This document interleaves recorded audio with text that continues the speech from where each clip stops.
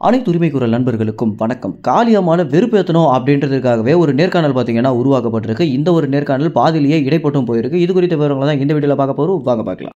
நாம் தமிழர் கட்சியில் இருக்கக்கூடிய முக்கியமான நிர்வாகிகளில் ஒருவரான காளியம்மாள் பார்த்தீங்கன்னா கொஞ்ச நாளாகவே கட்சியில் இருக்காங்களா இல்லையா அப்படின்ற எல்லா கேள்விகளுக்குமே விடையளிக்கிற மாதிரி தற்போது காளியம்மாள் மேடையில் பேசியிருந்ததும், எப்போதுமே எங்கள் அண்ணன் சீமான் தான் எங்களுக்கு ஒரு தலைவன், அவர் தான் எங்களுக்கு வழிகாட்டி அப்படின்னு ரொம்பவே பெருமையாக பேசியிருந்ததெல்லாம் பார்த்தீங்கன்னா இனிமேல் உங்களுக்குள்ள எந்த ஒரு பிரச்சனையுமே இல்லை அப்படின்றத ரொம்ப வெளிச்சம் போட்டு காட்டக்கூடிய ஒரு விஷயமாகவே இருந்துச்சு.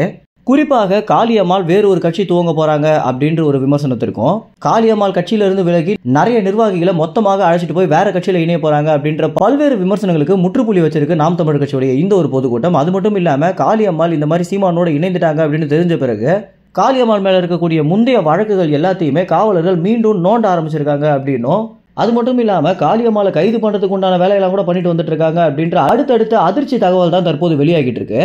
இந்த வகையில் தற்போது காளியம்மாளை கடுப்பேற்றணும் அப்படின்றதுக்காகவே ஒரு தனியார் யூடியூப் சேனல் பார்த்தீங்கன்னா காளியம்மாளை இன்டர்வியூ அப்படின்ற பேரில் அழைச்சி நாம் தமிழ் கட்சியில் ஜெயிக்கிறதுக்கு வாய்ப்பு இருக்கு. தற்போது விஜய் வேற அரசியலுக்கு வந்துட்டாரு, இது எப்படியா இருந்தாலும் நாம் தமிழ் கட்சிக்கு பெரிய பாதிப்பு தானே, விஜயோடைய ரசிகர்கள் எல்லாருமே விஜய்க்கு தானே ஓட்டு போடுவாங்க அப்படின்னு தொடர்ச்சியாக சீமானை தாக்குற மாதிரியான கேள்விகளை கேட்டு காளியம்மாளை ரொம்பவே கோவப்படுத்திருக்காங்க இந்த ஒரு யூடியூப் சேனல்.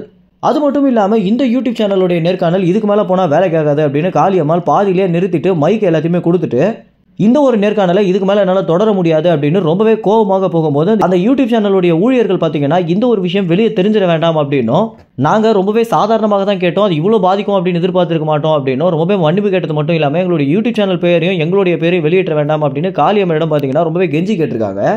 இந்த ஒரு காரணத்தினால அந்த இடத்துல இருந்த ஒரு 3-4 நிர்வாகிகளிடம் காளியம்மாள் இந்த ஒரு விஷயம் வெளியே தெரிய வேண்டாம் அப்படின்னும், நம்மளால தேவையில்லாமல் யாரும் பாதிப்படைய வேண்டாம் அப்படின்னு இந்த விஷயத்தை இப்படியே விட்டுலாம் அப்படின்னு காளியம்மாள் பார்த்தீங்கன்னா அந்த இடத்துல இருந்து கிளம்பி போயிருக்காங்க. இது நாம் தமிழர் கட்சியுடைய தற்போதைய பொதுக்கூட்டத்திற்கு பிறகு நடந்த ஒரு தகவல் அப்படின்றது தான் தற்போது கிடைச்சிருக்கு.